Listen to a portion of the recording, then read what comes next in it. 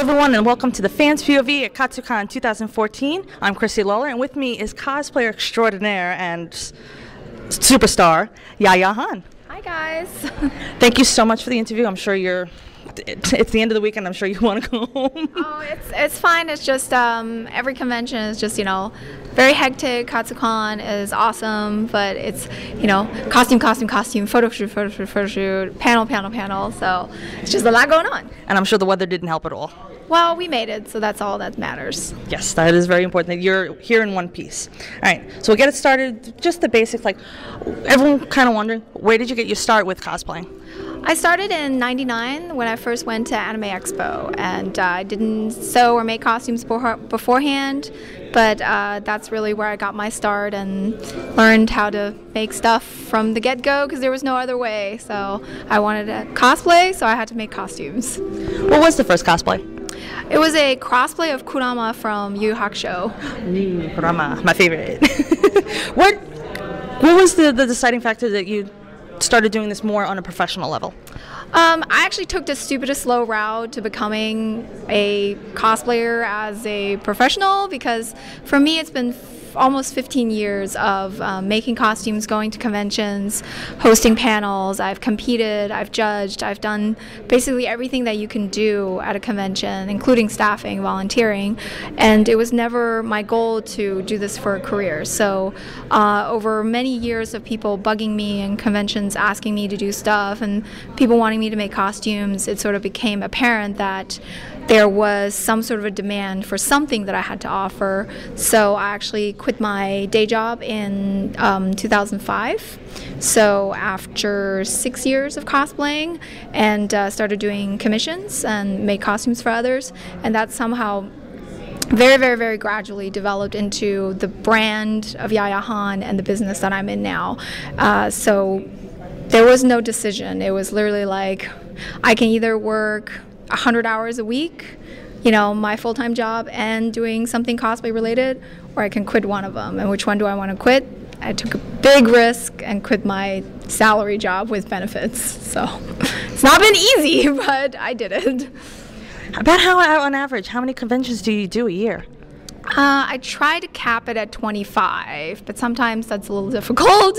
I really try not to go to more than 25 because I just, I want to have time to grow my business and to, still do personal projects and still add to my portfolio by making costumes and learning new skills. So. Wow, with that number of cons, I hate to ask the next question. About how many cosplays do you do a con? I dress up about every day of the con, so I bring at least 2 to 3 costumes. Certain conventions I will wear more than one, but because for me the schedule is always very hectic, I don't have time to change several times during the day. So usually if I wear a costume, that's it for the day. And but yeah, it's like plenty of conventions and plenty of costumes. One question I know a lot of people, since it's recently, was here's a cosplay. Do you do any idea how that came about? I was a part of the project from the beginning. They basically a producer approached me to do a cosplay related show and just to document my life and what it's like, and that sort of developed into the Heroes of Cosplay show with multiple casts, and some of them were brought on because they were friends of mine and through my recommendations. Others were found through the producers, casting and such. So overall, I think very dynamic cast.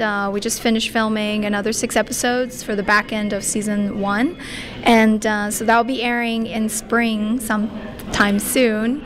And overall, it's been a really positive experience because I've met so many families and so many kids and teenagers who are super inspired by just the fact that people can cosplay and can make costumes. And usually it's like families coming together or parents who never knew what their kids were doing and were kind of a little freaked out about this weird hobby, and through Heroes of Cosplay they realized that it actually is an art form. It's something that's worth supporting, and now now they have like grandmas coming and wanting to take photos and have their kids talk to me about cosplay, and I think that's just really incredible, because anything to motivate a teenager or a child to be creative instead of being out there getting in trouble, you know, it's just so important. All right, that's pretty cool. One thing I know is you have so many costumes.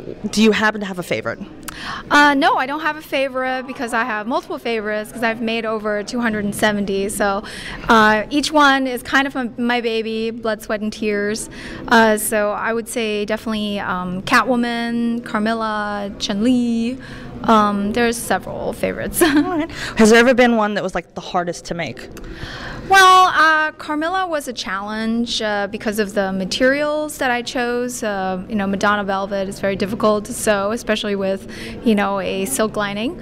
And I just recently did a costume that required walking on stilts. So I was like wearing about 45 pounds of, you know, costume on me, plus on stilts, and that's very challenging even for me, who's basically made all kinds of weird things before. So that was Inara, the Banshee Queen from League of Legends. No, Inara, the Banshee Queen from Lineage 2. Okay. Yeah. I think I saw a picture of that when you posted it. The one other thing is you mentioned how many costumes you've made. You happen to have that whole room, walk-in closet full of costumes? I have 2 costume rooms now, actually, and I have a basement with costumes that are, you know, in garment bags and in boxes, and I have a storage unit too, so kind of all over the place. So a house of costumes. Oh, definitely, yeah. Well, thank you very much, Yaya, for the interview, and it was a pleasure. Yeah, and we always love seeing you and your amazing works of art, which is what they really are. Thank you very much. All right, we'll see you guys later.